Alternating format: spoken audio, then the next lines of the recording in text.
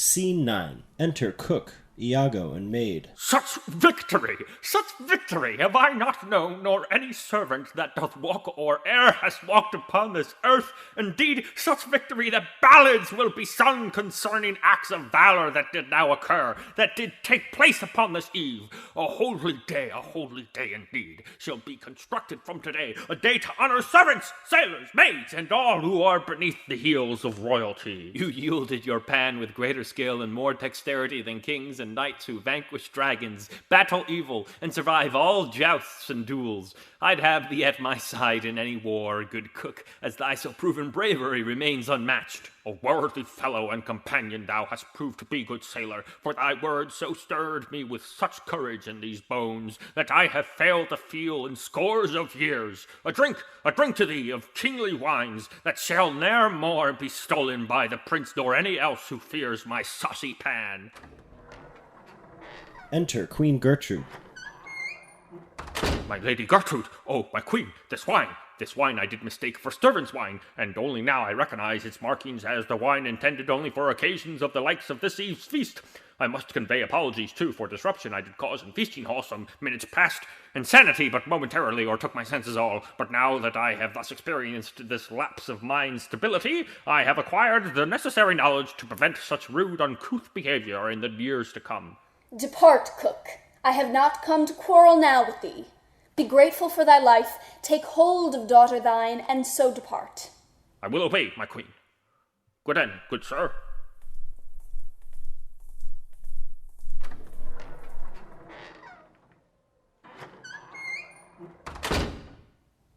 Is this how thou intends to show thy love?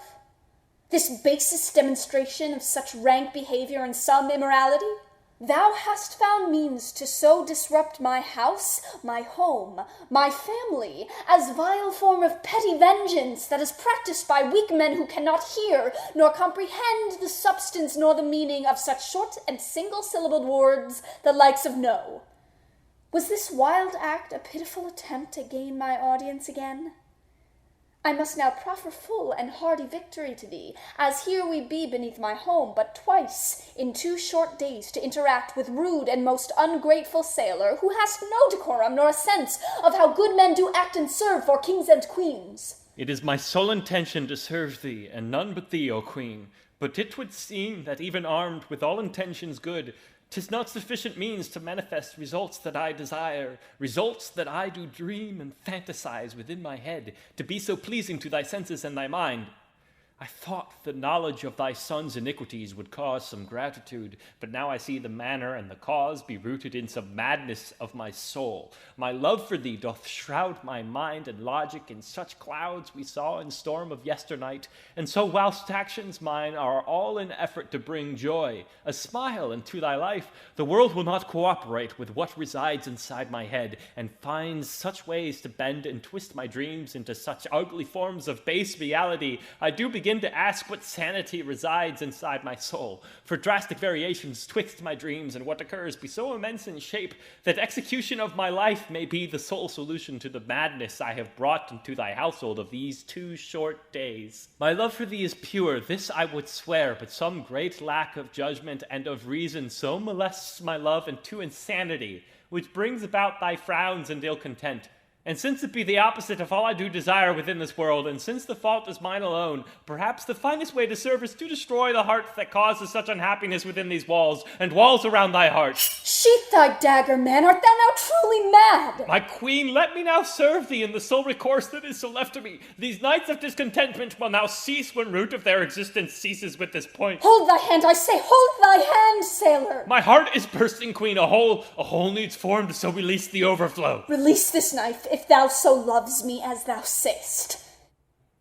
And faith, the men that do reside within this world, the men and toys of theirs, such toys the likes of this, the gestures and such lavish demonstrations they so choose to toss about, toss to and fro, as if all the world's a stage, and all the men and women merely audiences to enrich their show with cheers and gasps.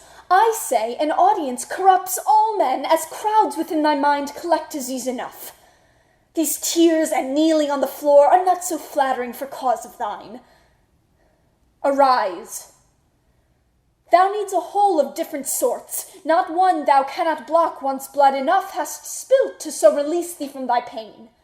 Go home, return to Italy, and there to seek a woman, as I did request of thee last night. There surely must reside on soils of Venice woman who so bears a face and countenance resembling mine. Not one in all the world, my queen.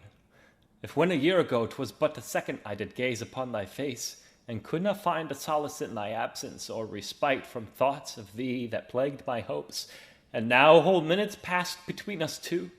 I have no skills in math, but if for every second that has passed doth multiply to single year in feverish dreams of thee, then only if I live until the age of some 19 or 20,000 years shall I find rest of thee. Thou art peculiar and strange, perhaps less fit for this existence than the rest of us. If I so plague thee, as thou say'st, I fear how plagues outside thy mind shall so affect thee when they do return as ere they shall. 'Tis wonder that the sea and wind permitted passage for thy peace of mind. My weakness doth not lie in tangible creations, but within the ones we fail to see or know. Thy beauty so transcends what can be so described as physical or tangible in any terms. Thou art a poet, not a sailor. Rest thy ropes and sails, and practice pens and ink when thou returns. Do not permit me to so look upon thee ere thou doth depart, or I may then permit thee to complete the task that thou began with dagger this.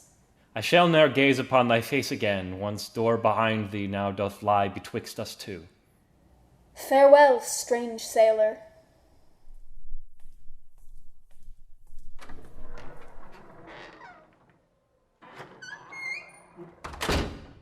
If Queen had failed to stay my hand, my blood would have completed its recoloring of the floor. Some fate, methinks, didst intervene so unexpectedly, but gratitude have I for any allies I attain. Enter Claudius. Lord Claudius, from the expression on thy face, methinks I shall be on this eve berated further than I did expect. Give some excuse, some word of reason for the course thou took not hours past. Tell me, ere I grow tired of thy habit for impertinence, a practice thou persist to e'er pursue without regard nor sense of decency. Lord Claudius, it is in service thine that I have caused events of such disruptive nature on this eve. In service mine? In service mine? What thoughts of madness have infected brain of thine to such proportions as to think I could for any moment crave this great embarrassment thou brings upon my family and on my nephew? Why the king has not cut out thy heart, nor sliced thy neck from side to so displace thy head, where all the madness hast infected, 'tis beyond my comprehension. But if brother mine doth lack the will, I shall find pleasure in the task myself, as I have slain a man not once in season past, and finding men deserving a beheading doth increase the joy in spilling blood of lesser men. Thou knowest no other man whose blood deserves to spill?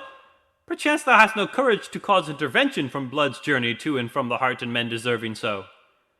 If none be found, methinks there be some form of blindness in thy eyes, some form that be in purposeful, convenient nature, Lord.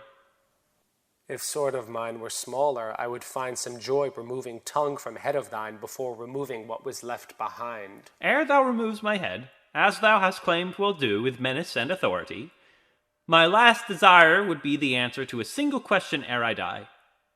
Didst King of Denmark so remove the title from our Prince of King to come, and thus provoke such ambiguity as to the heir and future king should be, if by some great misfortune and ill chance he should transgress into the heavens, which old men are wont to do? I choose to use thy silence to infer an affirmation of what I suspect. Prithee, continue with removal of my head. But hold, since stillness thine doth give me time to once again inquire but further for more answers I desire. Our king is oft gregarious, 'tis sure. A goodly king, nay, a king of greatness, most would say. But doth his virtues so encompass that of a good husband? Surely not a single man can so contain all possible good qualities when men across the world do strive to e'en possess a single virtue worthy of their life. Is he good husband to our queen? Methinks not so. Is not to be a worthy husband for thy wife the first and foremost task of men, all men who hope to be of noble stuff and honorable qualities? If I did have a wife, 'tis sure I would be good for her, for before a kingdom or a land.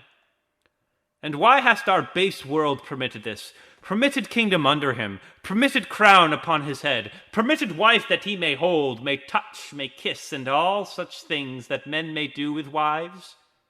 Through valor or some form of worth he braved before his birth? I shall disclose to thee the why.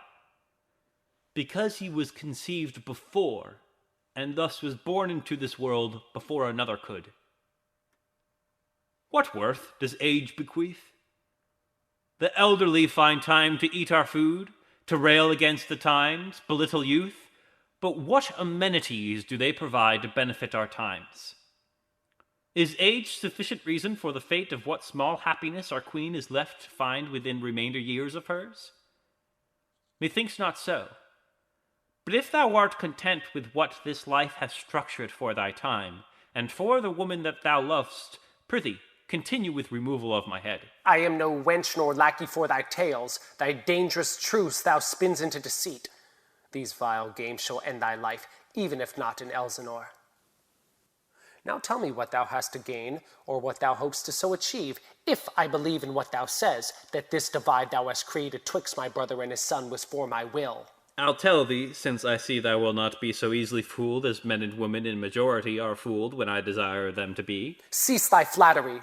I am offended by the constant river of deceit that flows between thy teeth and from thy tongue. 'Tis old and wearisome, these truths thy uses for thy gain. Forgive me, Lord, thou speak the truth of habits mine. Methinks deception be the surest of all courses for obtaining honesty, and thus deceit is in best form when it be honest. I must make a murder of my own, ere I depart to Italy. This death needs soon be overcome by some such death of great importance that I may escape without the retribution people would demand. The timing of our acts must be of flawless specificity, that eyes and guards are drawn away from where thou needst to so commit thy act, to aid in the discovery of who didst so commit mine act, to only be diverted from their charge by death of greater consequence. Thou hast the safer course betwixt the two, for if my killing fails to provide distraction necessary, you can wait for better day, where I shall likely be then apprehended by my comrades and beheaded as thou didst desire to do. I shall remove thy head myself, if what thou sayest shall come to pass doth fail in its course. Then by tomorrow you shall satisfy your lust for blood, regardless of what doth unfold, and if it be my head, or head that is too long so weighted down by gold. At noon tomorrow is when I shall wait outside the orchard where he sleeps on Sundays. A quarter to the hour is when I shall create what I have promised to destroy. And after which, do not intend to speak with me on any instance ere our paths do cross. I would prefer to leave no man who knows of what shall happen ere the sun doth set on morrow's eve. But in return for aid thou hast provided me this night, I shall make means to spare thy life, so long as it doth hinder not my venture now. The silence of my tongue belongs to thee, my lord. I shall now quench my lust for blood this night, despite presumptions that thou makest that men of my position need the patience for such pleasantries. And since there needs be form of retribution for the squalor thou hast brought upon our family this night in public eyes, I have no need to seek excuse. Might I presume thou hast no honest loyalties belonging to the cook, as I presume thou doth possess no honest loyalties to anyone? Do as thou wilt with cooks or maids or all the servants of the castle. I care not. Thou wouldst have been a worthy noble if thou hast been born into a proper court. Farewell, strange sailor. Farewell, my lord.